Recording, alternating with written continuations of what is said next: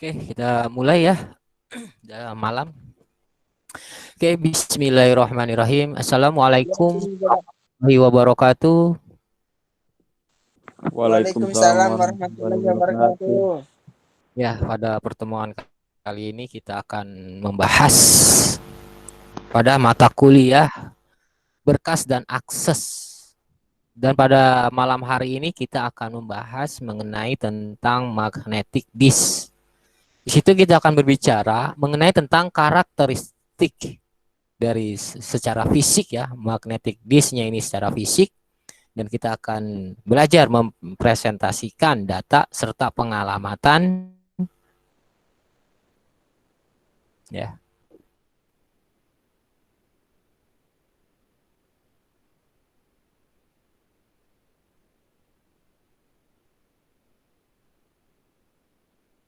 Selanjutnya akan belajar mengenai tentang media penyimpanan yang secara secondary.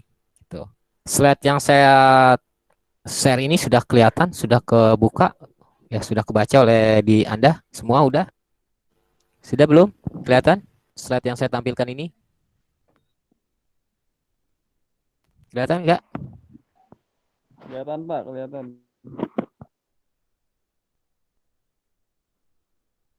Oke, kelihatan ya.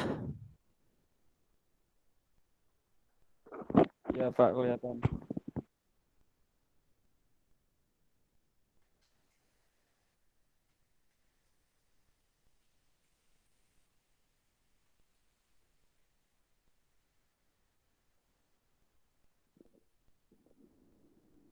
Berkas dan akses. Ya, pada materi malam ini kita akan mempelajari mengenai jenis-jenis daripada media penyimpanan. Ya, media penyimpanan itu ada primary storage dan secondary storage. Ya, lalu kita akan belajar mengenai tentang density, ya, sistem blok, organisasi berkas dan metode aksesnya. Kita akan belajar mengenai tentang parity dan error control, ya, penjelasan tentang parity error dan jenis-jenis daripada parity check.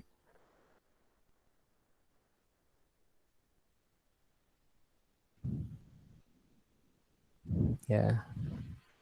Jenis-jenis media penyimpanan, kalau kita berbicara mengenai tentang primary, itu adalah penyimpanan yang utama, penyimpanan eh, yang penting, ya, penyimpanan yang harus ada.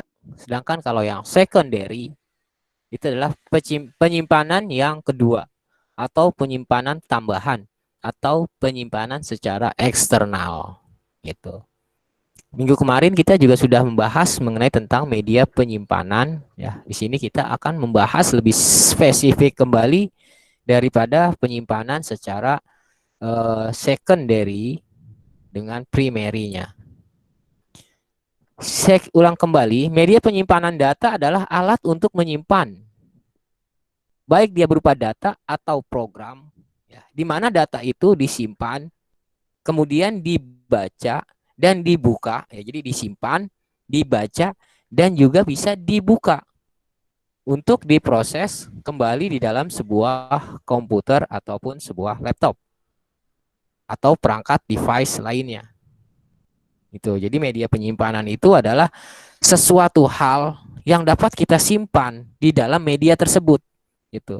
Dan media tersebut itu bisa kita lakukan penyimpanan, kita bisa buka, ya, lalu bisa juga kita lihat, ya, bisa juga kita update, bisa juga kita tambahkan atau kita hapus. Yang mana media tersebut akan diproses melalui komputer atau laptop atau bahkan device lainnya. Media penyimpanan ini dibedakan atas dua bagian. Ada yang primary, ada yang secondary. Primary itu adalah yang internal atau yang utama, yang pokok. Sedangkan yang secondary itu adalah yang eksternal, yang kedua, atau yang penyimpanan tambahan daripada penyimpanan utamanya. Itu adalah yang secondary. Yang primary storage itu ada 4 bagian.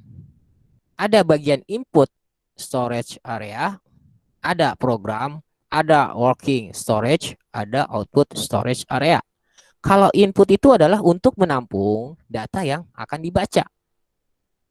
Ya, kalau program storage area, ya, penyimpanan instruksi-instruksi yang digunakan adalah untuk melakukan pengolahan suatu data atau instruksi lainnya. Nah, kalau yang working storage itu adalah tempat di mana pemrosesan data itu dilakukan. Kalau output sudah tahu ya, ada kalimat output artinya adalah pengeluaran. Area penyimpanan itu yang akan dikeluarkan, yang akan diolah, dikeluarkan untuk diolah. Itu kalau yang output storage area. Tuh. Nah, di dalam penyimpanan ini, di dalam penyimpanan file atau di dalam penyimpanan berkas juga terdapat 2 jenis juga. Gitu. Berdasarkan hilangnya atau tidaknya suatu berkas tersebut itu dibagi menjadi 2 bagian. Yang pertama adalah volatile storage, ya. Berkas data atau program akan hilang bila listrik itu dipadamkan. Artinya gini. Pada saat kamu sedang menggunakan perangkat tersebut, ya. Pada saat kamu sedang menggunakan perangkat tersebut, ya, itu dia bekerja tuh. Yang volatile ini, volatile storage ini dia akan bekerja. Tetapi mana dia tidak ada daya, dia tidak ada sumber daya, dia tidak ada listrik, maka dia akan berhenti. Gitu. Kalau yang non volatile storage ini adalah berkas yang tidak akan hilang bila mana walaupun dia tidak mendapatkan arus listrik. Gitu. Walaupun dia tidak mendapatkan sumber daya. Itu yang non volatile storage. Kalau yang volatile storage itu butuh tenaga listrik, kalau yang non volatile storage itu adalah yang tidak membutuhkan arus listrik atau sumber daya listrik lainnya. Perbedaannya hanya di situ aja. Contohnya bagaimana? Contohnya kayak hard disk. Kalau hard disk itu kan media penyimpanan yang membutuhkan suatu daya. Misalnya hard disk, katakanlah ini hard disk. Saya nyimpan data di hard disk eksternal misalkan. Ketika saya colokkan, kita menyimpan data di hard disk ini, dia bisa. Gitu. Kita bisa melakukan penyimpanan data bila mana hard disk ini mendapatkan suatu daya atau suatu sumber daya. Gitu. Tetapi kalau seandainya hard disk ini tidak mendapatkan sumber daya, tidak mendapatkan suatu aliran listrik atau aliran arus, maka kita tidak bisa menyimpan di hard disk ini. Tuh. Lain soal dengan yang namanya memori. Kalau memori itu bisa dikatakan sebagai non-volatile storage. Artinya program tersebut tidak akan hilang bila mana tidak ada aliran listrik sekalipun. Gitu. Ya, jadi kalau yang di memori itu kita akan tersimpan di dalam perangkat tersebut. Walaupun dia tidak mendapatkan asupan listrik, asupan daya, asupan catu daya, dia tidak akan hilang. Bedanya hanya di situ. Kalau yang voltage storage itu membutuhkan aliran listrik, sedangkan yang non voltage storage itu dia tidak membutuhkan aliran listrik. Nah, di sini dijelaskan kembali jenis-jenis daripada primary storage. Ya, ada RAM dan ada ROM. RAM itu adalah random access memory, adalah main memory yang dapat yang dapat dibaca dan ditulis dengan data atau program dari secondary storage atau input. Dan dia ini, yang RAM ini dia bersifat volatile. Artinya bahwa RAM ini dia membutuhkan suatu catu daya sebagai media penyimpanannya, gitu. Ya. Kalau RAM itu biasanya bekerja pada saat komputer sudah dinyalakan. Kita sedang ngetik nih. Pada saat saya ngetik di Microsoft Word, ya lalu saya simpan. Ya, saya ngetik terus berapa halaman. Itu yang bekerja adalah RAM. Tetapi bila mana listrik itu padam, bila mana listrik itu mati, komputer saya mati, maka RAM tersebut dia akan berhenti. Lain dengan ROM. Kalau ROM itu read only memory, artinya memori ini hanya dapat dibaca, ya. Pengisian ROM ini hanya dengan program ataupun data yang dikerjakan oleh pihak pabrik dengan tujuan khusus. Contohnya misalkan di BIOS. Ya, Anda pernah tahu kah? Tahu ya BIOS ya. Pada saat Anda masuk BIOS, kita tekan tombol del, masuk ke BIOS, ya BIOS. Di situ ada pengaturan-pengaturan dari pabrik tentang perangkat komputer kita, motherboard kita apa, memori yang kita pasang itu berapa, prosesor yang kita gunakan berapa, gitu. Nah, itu semua disimpan di dalam ROM, bukan RAM. Kalau RAM pada saat komputer sudah masuk ke sistem operasi, kalau ROM sebelum masuk ke dalam sistem operasi. Dan ROM ini bersifatnya adalah volatile, non-volatile. Artinya, dia tidak membutuhkan suatu aliran listrik. Dia akan tersimpan secara otomatis sendiri. Tuh, ya. Jadi kalau yang RAM ini biasanya dia bekerja pada saat sistem operasi sudah berjalan dan kita melakukan penyimpanan, kita bisa menulis, kita bisa melihat, ya, sifatnya adalah volatile, yang membutuhkan aliran listrik. Sedangkan kalau yang ROM, dia tidak membutuhkan aliran listrik dan secara umum dia berisi mengenai tentang data-data khusus. Ya, kalau BIOS itu kan data khusus, ya kan?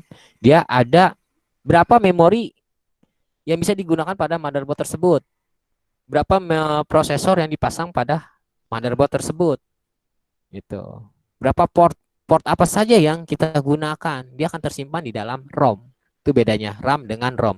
RAM ini bisa dikatakan sebagai penyimpanan sementara, sedangkan yang ROM ini bisa dikatakan sebagai penyimpanan yang secara permanen. RAM penyimpanan sementara, ROM penyimpanan yang permanen.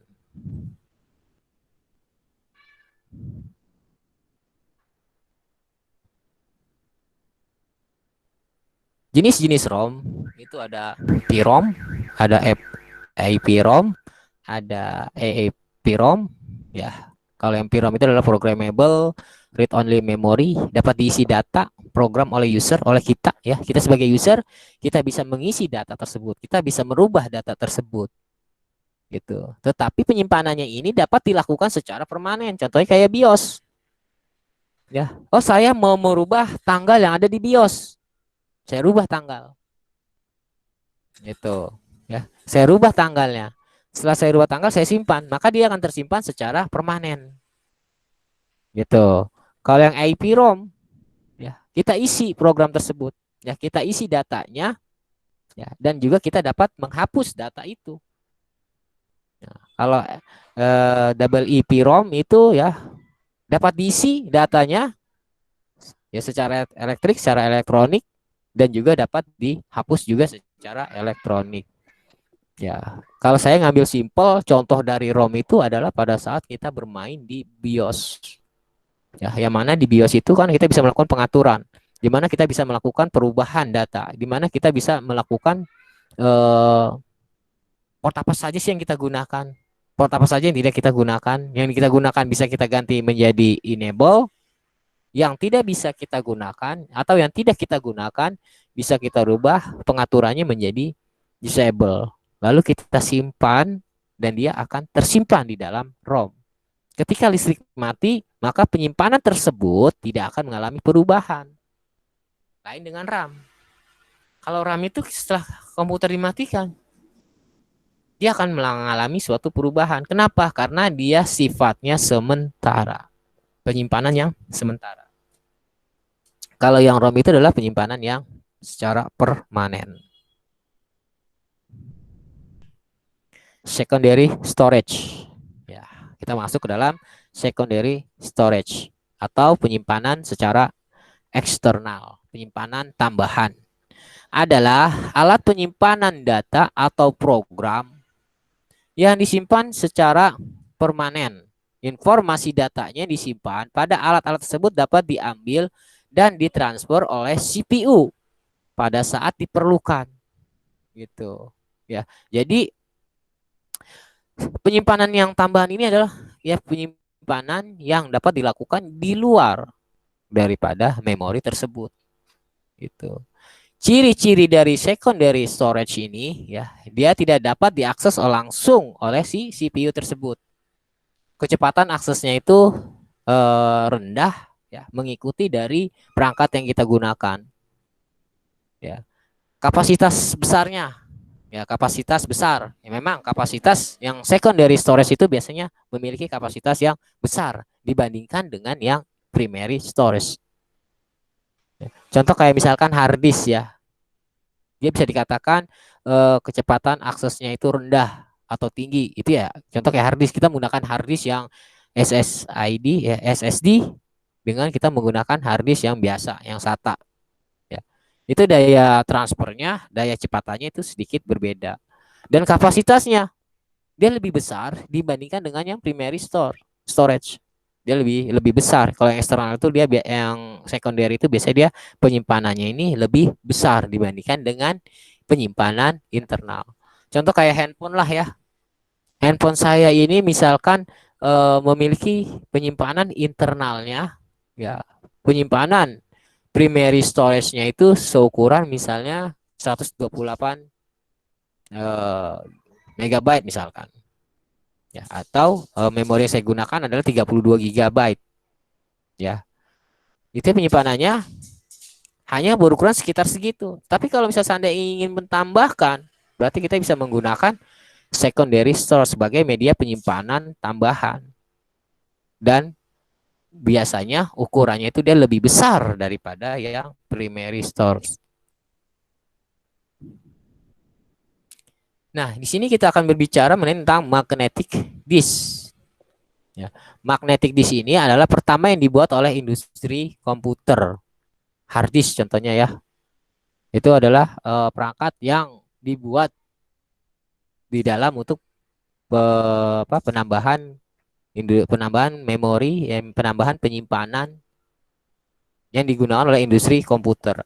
Pada saat disk digunakan, motor drive itu berputar dengan kecepatan yang sangat tinggi. Ada sebuah read write head ya yang ditempatkan di atas permukaan piringan tersebut. Nah, hard disk ini ya, kalau kita lihat di gambarnya nih ya, ada gambarnya. Ya, di sini masuk ke dalam karakteristik ya. Ini adalah yang bagian ini ya. Yang bagian ini bisa dikatakan sebagai piringan daripada hard disk. Yang mana di dalam piringan ini ya terdapat klaster-klaster nih.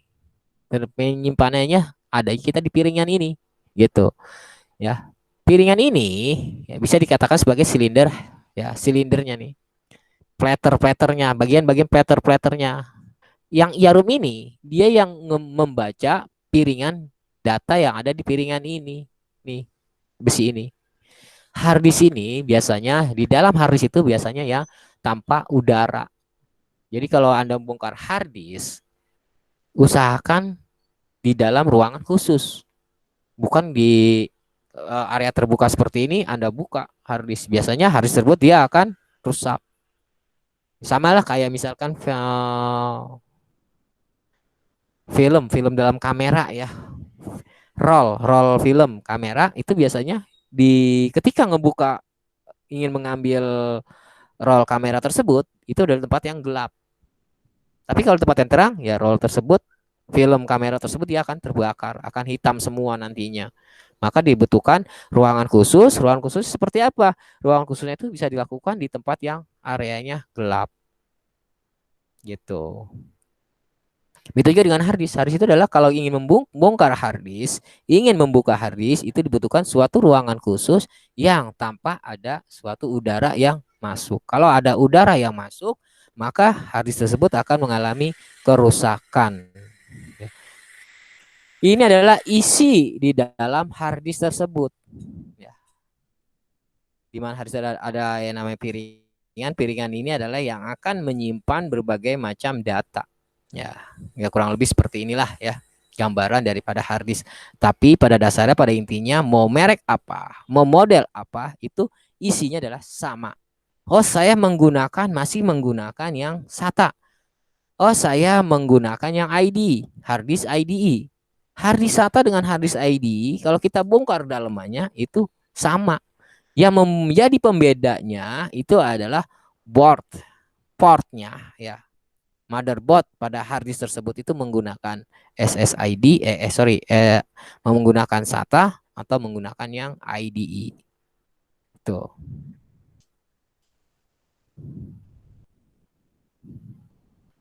Nah, di sini kita lihat lagi nih karakteristik daripada si fisik daripada magnetic disk ini gitu.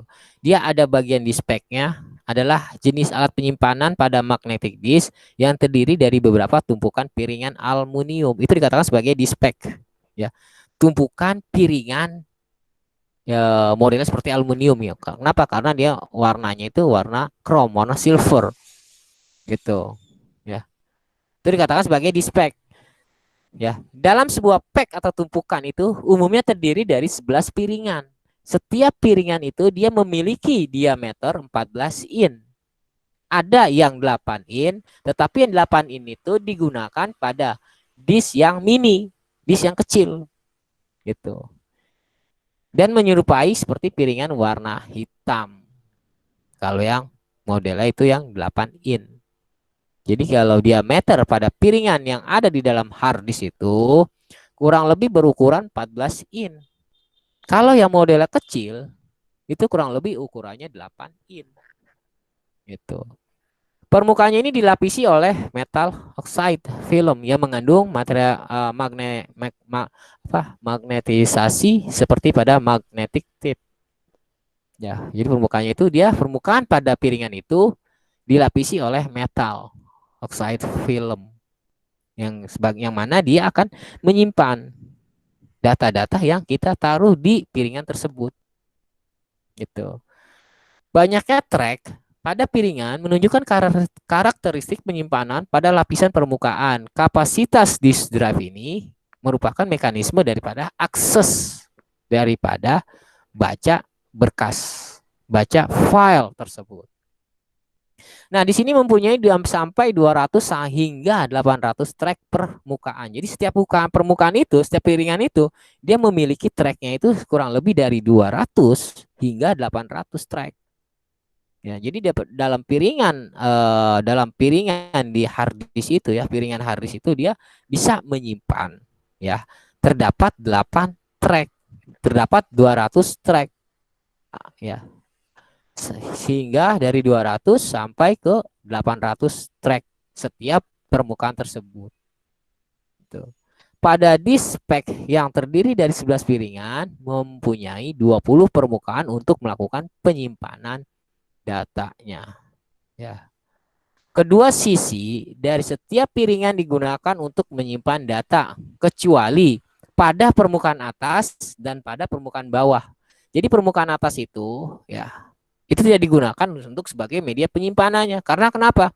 Karena yang atas itu ya adalah sebagai untuk pelapis agar tidak terkena yang namanya kotoran, yang namanya debu, ya. Sehingga kalau seandainya data tersebut terkena kotoran, data tersebut kena debu, maka si yang jarum itu dia akan tersendat ngebacanya. Jadi harus itu bisa dikatakan rusak bila mana harus itu mengalami suatu gangguan-gangguan dari luar, entah itu dari debu, entah itu dari hard disk itu mengalami suatu guncangan. Maka saya katakan kalau hard disk magnetic disk ini itu sifatnya sangat sensitif. Ya hard disk kamu bawa lalu kamu ginikan, kamu goyang-goyangkan, kamu goncangkan atau misalkan jatuh, ya itu bisa mengakibatkan perubahan pada si platter ini. Ya akan pada membacanya, maka tersebut akan rusak gitu. Maka kalau saya menyarankan kepada mahasiswa saya atau pada orang yang ingin melakukan pembongkaran komputer, harddisk itu lebih baik diamankan terlebih dahulu. Ketika dibongkar, lalu simpan jauh-jauh harddisk dari jangkauan kita. Tujuannya apa? Agar supaya hasil harddisk itu tidak mengalami kerusakan, gitu. Ya, di sini saya ada contoh disk ya.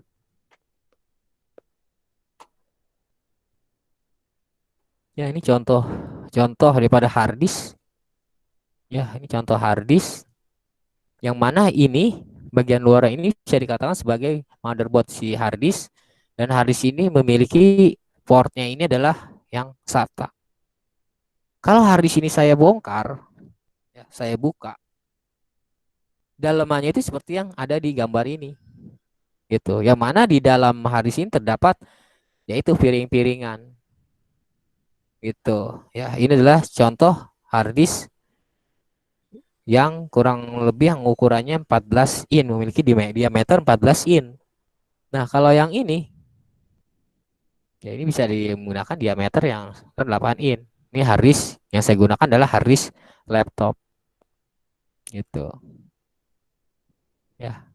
Oh, hard disk laptop ini saya ingin gunakan di PC, bisa nggak? Kalau saya ingin gunakan di perangkat lainnya, bisa. Tergantung daripada konektor yang kita gunakan, support atau tidak, bisa atau tidak.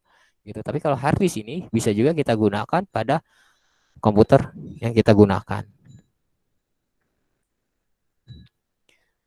Pita pada magnetic tape ini ya adalah media penyimpanan yang terbuat dari campuran plastik dan ferric oxide ya yang berfungsi sebagai merekam data untuk menyimpan suatu informasi. Pita magnetik ini mempunyai kecepatan putar sebesar 18,70 sampai 200 in per detik. Itu secara teoritis ya. Secara teoritis itu kurang lebih kecepatan putaran daripada pita magnetik itu kurang lebih 18,75 sampai 200 in per detik. Jadi putarannya dia itu semakin ya lumayan cepat juga ya. Data yang disimpan di dalam magnetic tape ini umumnya adalah data yang tidak memerlukan perubahan serta backup data. Kecepatan data pada tipe ini tergantung dari model dan instruksinya. Diperkirakan antara 1.500 sampai 60.000 byte per second ya, byte per detik ya. Jadi diperkirakan kecepatan membacanya ini itu kurang lebih 1.500 sampai 60.000 byte ya.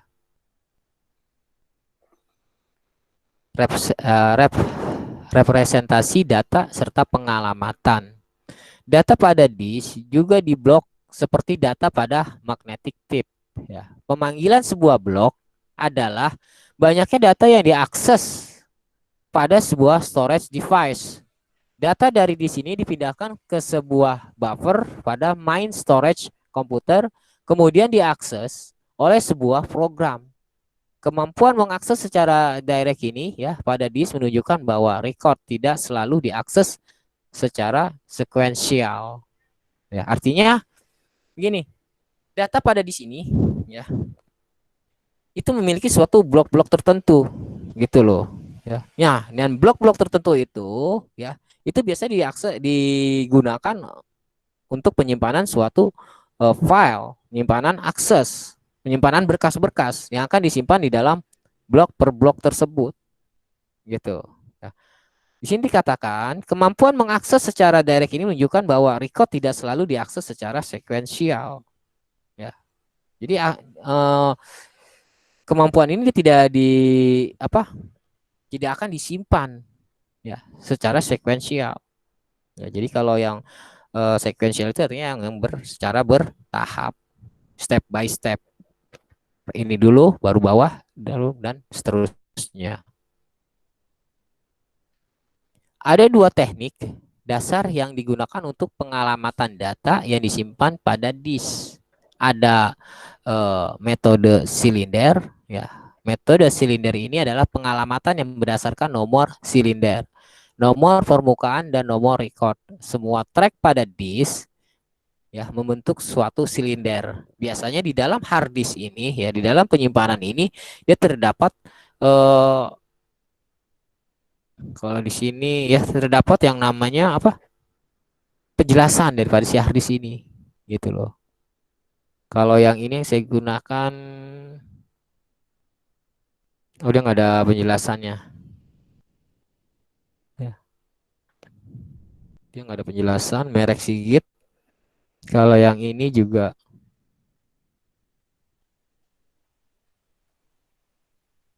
sama, ini nggak ada penjelasannya. Ya. Biasanya di dalam hadis itu apa di apa namanya petunjuknya itu dia biasanya ada penjelasannya. Kalau seandainya di sini nggak ada penjelasannya, kita bisa melihat di dalam bias. Di bias itu biasanya kelihatan berapa ukurannya, berapa percepatannya itu biasanya di dalam bias itu juga sudah ada.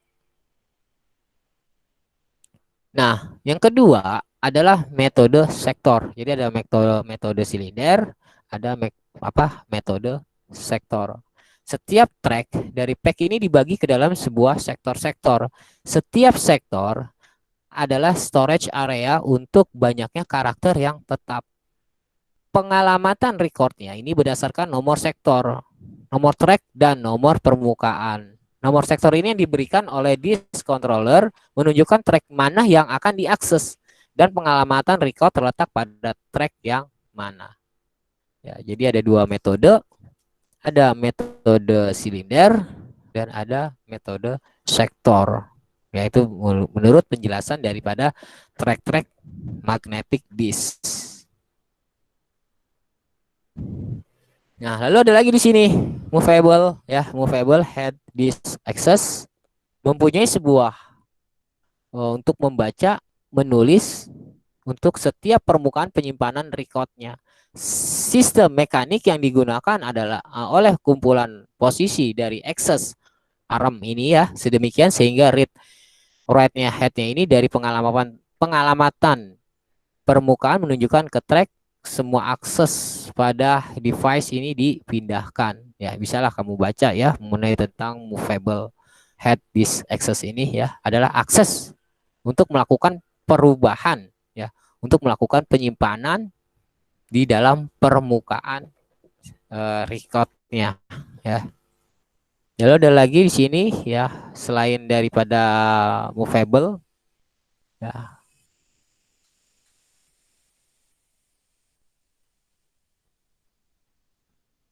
cara pengaksesan record yang disimpan pada dispek. Ya. Ini ada perhitungannya ya. Nanti kita akan melakukan suatu perhitungan berapa disk, berapa kecepatannya untuk setiap record yang akan kita gunakan gitu. Nanti ada ya, bisa Anda baca juga ya kesimpulan daripada cara pengaksesan si record disk ini disimpan melalui dispek ini ya. Misalkan di sini disk controller merubah kode yang ditunjuk oleh pengalamatan record dan menunjuk track yang mana pada device tempat record tersebut. Akses RAM ini dipindahkan sehingga posisi read atau write head ini terletak pada silinder yang tepat. Tujuannya adalah agar supaya posisi penempatan penyimpanannya ini disesuaikan dengan kebutuhan, disesuaikan dengan bagian-bagiannya gitu. Ya, jadi akses itu tidak sembarangan, oh taruhnya di sebelah sini. Tidak, tetapi kan penyimpanan ini disesuaikan dengan apa sih yang mau disimpan gitu. Ya, di sini ada ya access time ya, sama dengan ya seek time ditambah head activation time lalu ditambah rotational delay plus transfer time. Berapa waktu akses waktunya itu berapa yang dibutuhkan. Itu ada perhitungannya.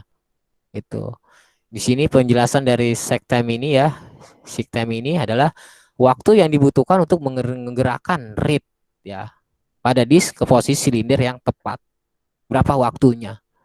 Gitu. Lalu selanjutnya ada head ya, penjelasan dari head activational time adalah waktu yang dibutuhkan untuk menggerakkan si head ini. Ya. Berapa waktu yang dibutuhkan untuk membaca suatu disk tersebut ya dengan posisi track yang tepat. Gitu. Jadi ada perhitungannya. Ada rotational delay ya, berapa waktu yang dibutuhkan, berapa waktu jedanya, berapa waktu yang mengalami suatu penundaan gitu. Lalu ada transfer time, adalah waktu untuk menunjukkan kecepatan perputaran dan banyaknya data yang akan ditransfer ya. Itu ada perhitungan yang ada di dalam media penyimpanan magnetic disk ya. Sini juga sama ya, ada fixed head disk access. Disk yang mempunyai sebuah read atau write head ini untuk setiap track pada setiap permukaan penyimpanan yang mekanismenya pengaksesannya tidak dapat dipindahkan dari silinder ke silinder. Itu ada perhitungannya ya, access time-nya. Kalau yang fixed ini access time-nya dia hanya ada head activational time, ada rotational delay, dan ada transfer time. Ya, ini perhitungannya juga sama ya. Nanti kita akan mencoba melakukan perhitungan.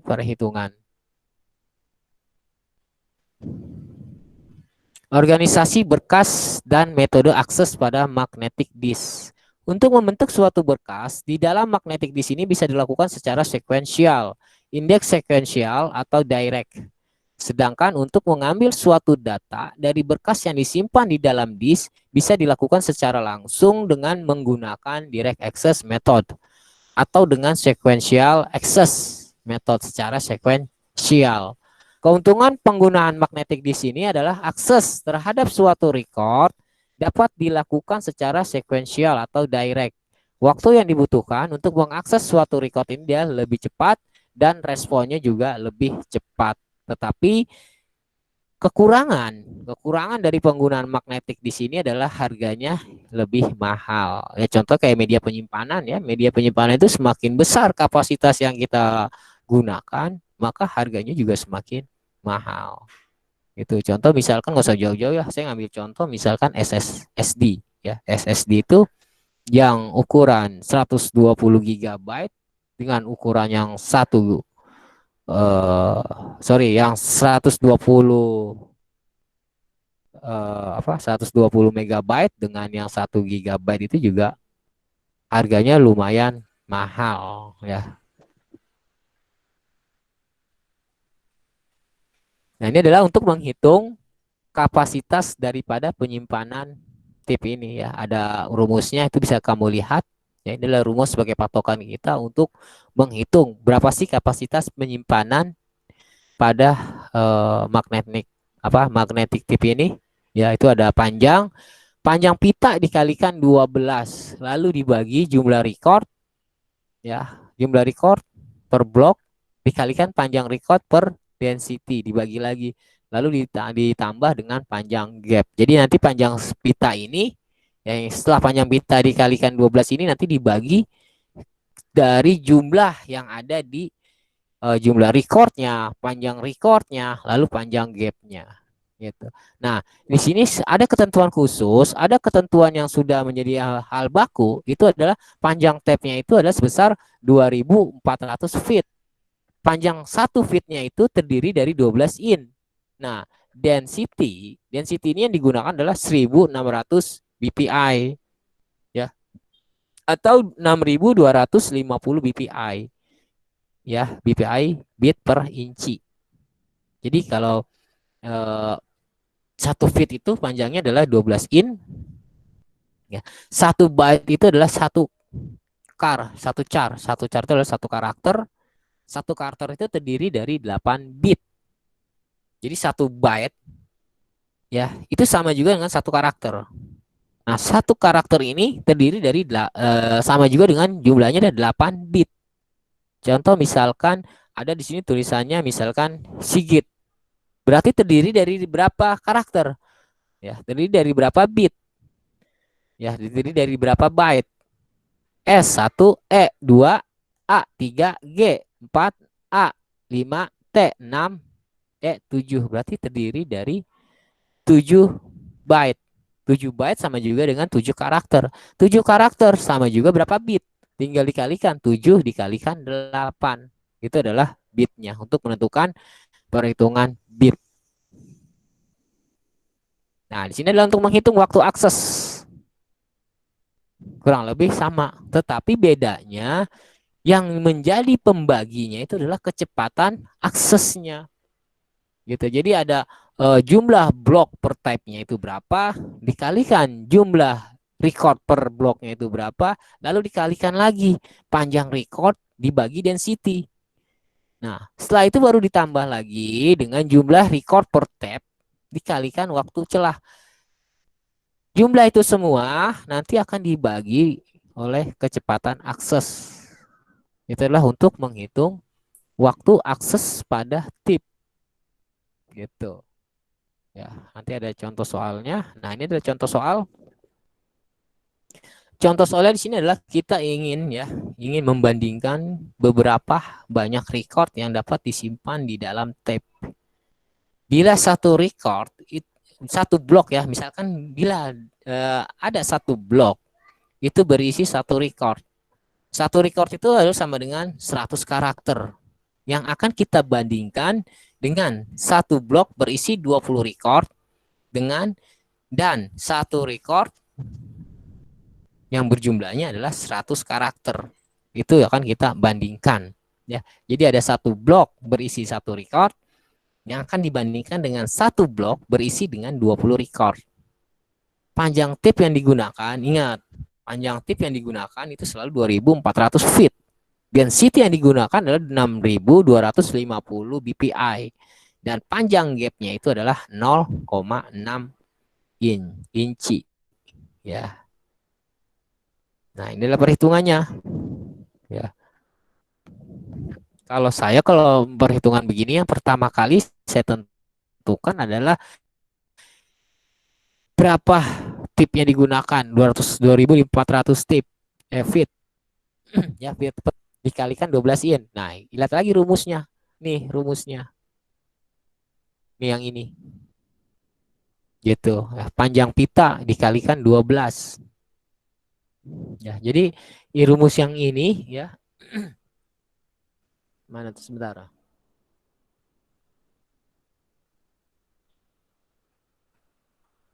Ya, rumus yang ini bisa kita digunakan untuk menghitung berapa kapasitas yang ada untuk melakukan penyimpanan di tab tersebut. Gitu. Sebentar, agak lambat koneksinya.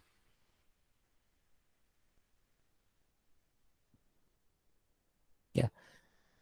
Ini satu blok dengan satu record. Ya, ini adalah satu blok dikalikan 1100 karakter dibagi 625 karakter. Ini yang BPI tadi ya. Ditambahkan gapnya itu adalah 0,6 gap. Lalu dikalikan satu gap per blok. Ya. Ini ada 2400 itu adalah panjang tipnya. Ya. Panjang tip itu yang biasa digunakan adalah panjang pita ini ya. Panjang pita itu adalah 2400 feet. Nih.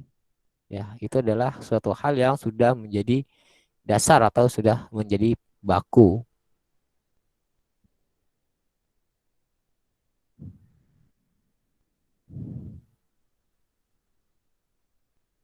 Ya, kalau saya adalah yang saya lakukan adalah untuk perhitungan ini dulu nih. Bagian bawah dulu saya hitung. Ya, setelah ketemu semua ya. Ini jangan salah, ini dibagi lagi per nih. Jadi 100 karakter per record ini dibagi dengan 6.250 char per in. Gitu. Hasilnya adalah 0,016 record per in. Ini kan masih tetap nih ya. Yang saya cari adalah ini dulu. Setelah melakukan pembagian, ya setelah melakukan pembagian, baru ini saya jumlahkan seluruhnya berapa. Ketemulah 0,016. Nah, yang ini adalah 2400 dikalikan 12, maka adalah 28,800. Baru saya bagi dengan jumlah ini semua. Maka blok per tipnya itu adalah 46.753 blok per tip. Nah, lalu bagaimana kalau yang 20 record? Ini kan satu record. Sedangkan ini adalah 20 record. Kalau 20 record sebetulnya sama, caranya sama, jalannya sama, hanya bedanya itu di sini, di record ini. Kalau ini kan satu record, maka kita masukkan angka 1. Sedangkan ini yang kita cari adalah 20 record. Maka yang akan dimasukkan adalah angka 2 record ini. Selebihnya kurang lebih sama. Bedanya hanya di sini. Gitu. Kita akan membandingkan satu blok dengan satu record dengan satu blok 20 record. Bisa hanya perbedaannya hanya di sini.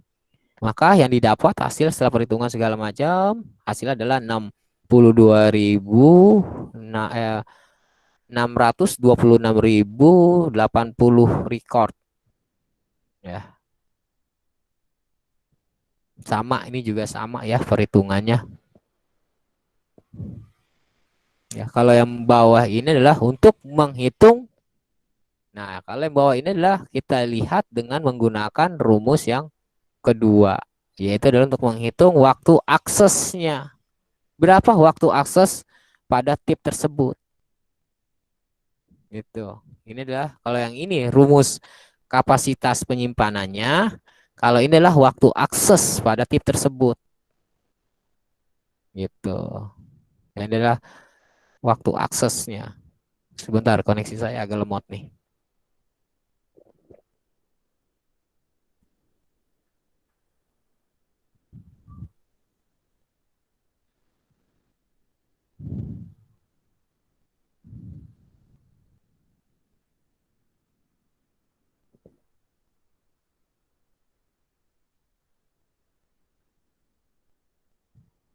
Oke, jelas ya. Jadi kalau eh, untuk penghitungan itu ada untuk perhitungan waktu aksesnya berapa, daya akses untuk proses kerjalannya itu berapa, itu ada perhitungannya.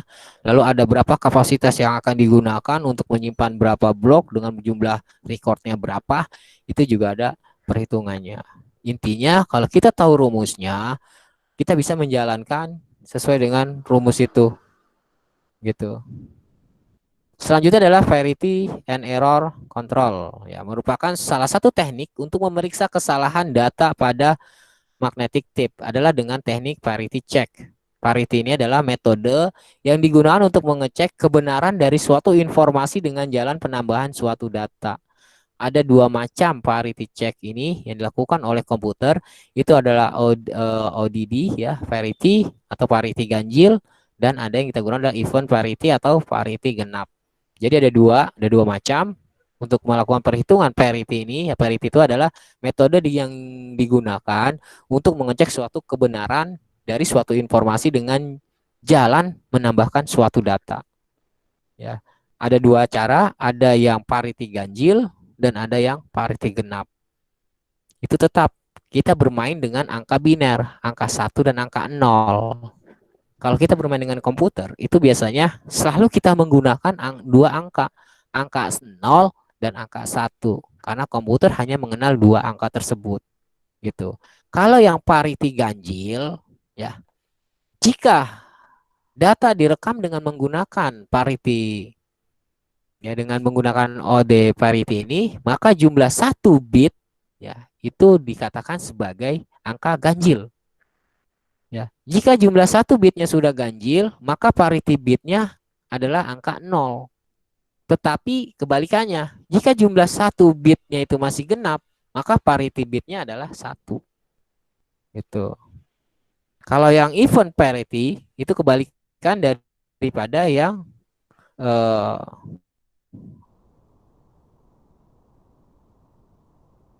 ODD parity. Ya.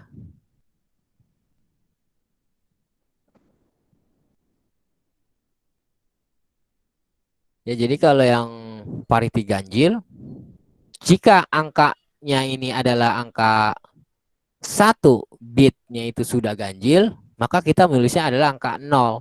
Tetapi kalau seandainya angka tersebut adalah 1, ya, maka kita menulisnya adalah 1 juga, ya.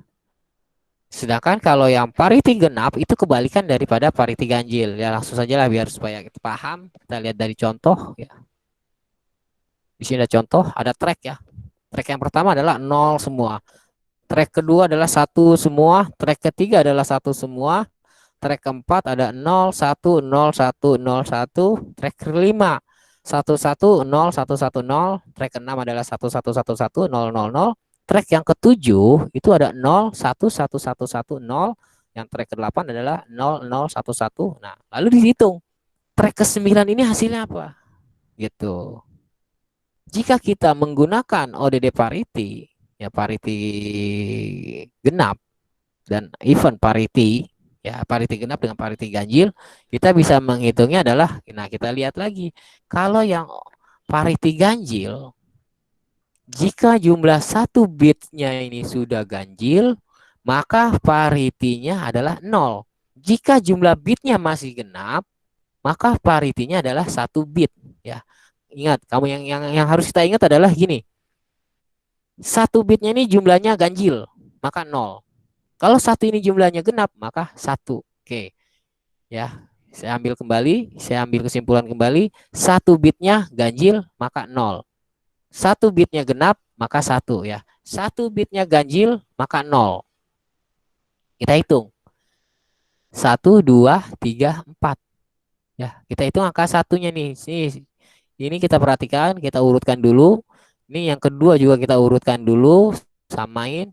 Yang ketiga terus sampai 8 kita urutkan. Nah, untuk menjawab ODD parity ini, ya, jika 1 bit sudah ganjil, maka 0. Apakah dia sudah ganjil? 1, 2, 3, 4. 4 itu adalah genap. Angka satunya ada genap. Nah, kalau dia genap, maka 1 yang kita taruh. Lalu kita hitung lagi yang baris kedua, kolom ya baris kolom kedua. Angka satunya ada berapa? 1, 2, 3, 4, 5, 6. Nah, 6 itu adalah genap. Genap maka 1. Yang ketiga, 1, 2, 3, 4, 5. 5 itu adalah ganjil. Nah, kalau ganjil, maka yang kita letakkan, yang kita taruh adalah 0. Gitu. Selanjutnya yang keempat lagi. 1, 2, 3, 4, 5, 6, 7. 7 itu adalah ganjil. Kalau ganjil yang kita taruh ya pada track tersebut adalah 0. Selanjutnya 1, 2, 3, 4, 5. 5 ganjil berarti 0. Selanjutnya lagi 1, 2, 3, 4. 4 itu genap. Kalau genap berarti dia 1. Gitu. Kalau yang ODD parity ya, kalau yang ODD parity itu adalah kalau dia genap 1, kalau dia ganjil 0. Sedangkan kalau event parity itu kebalikannya daripada ODD parity. Gitu. Kalau dia genap ya, maka dia 0. Kalau dia ganjil, maka dia 1. Gitu. Jelas ya? Kalau kita untuk menghitung track ya, track dalam hal untuk merekam data, itu ada dua cara. Apa kita menggunakan cara yang ODD parity, apa kita yang menggunakan cara yang event parity. Gitu. Kalau yang ODD parity itu kalau seandainya dia genap maka 0, sorry, kalau dia genap maka 1. Kalau yang event parity kalau dia genap maka ganjil. Tuh. Oke, jelas.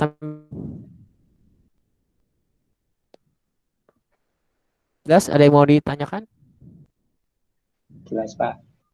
Ya, hari ini kita belajar masalah perhitungan terus ya, perhitungan tadi materi basis apa? Pemrograman bahasa ya, kita perhitungan sistem biner, sedangkan pada materi berkas ini juga kita perhitungan mengenai tentang berapa kecepatan akses dalam penyimpanan, berapa blok recordnya ini untuk membandingkan berapa record, satu record itu berapa dibandingkan dengan 20 record itu berapa. Lalu juga kita mempelajari mengenai tentang ODD parity dan event parity, yang mana berapa track track berapa ya, hasilnya itu berapa yang akan merekam suatu data. Oke, gimana? Ada yang mau ditanyakan atau ada yang mau disampaikan atau ada yang ingin Pak saya nggak sependapat dengan Bapak gini gini gini, silakan. Nanti kita carikan solusinya itu di mana. Gimana? Ada yang mau tanyakan? Cukup? Jelas? Jelas, Pak. Cukup ya? Oke. Kalau cukup ya, waktu juga sudah larut malam. Jadi pertemuan ini saya akhiri ya. Tapi sebelum itu aktifkan terlebih dahulu ya, biasa camnya Anda.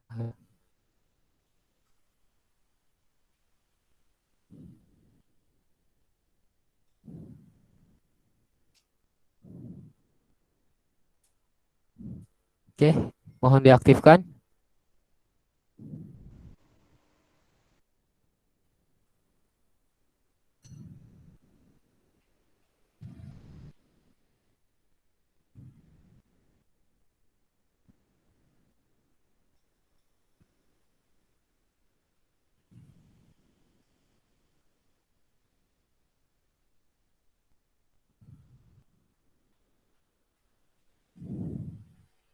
Ya, sebentar.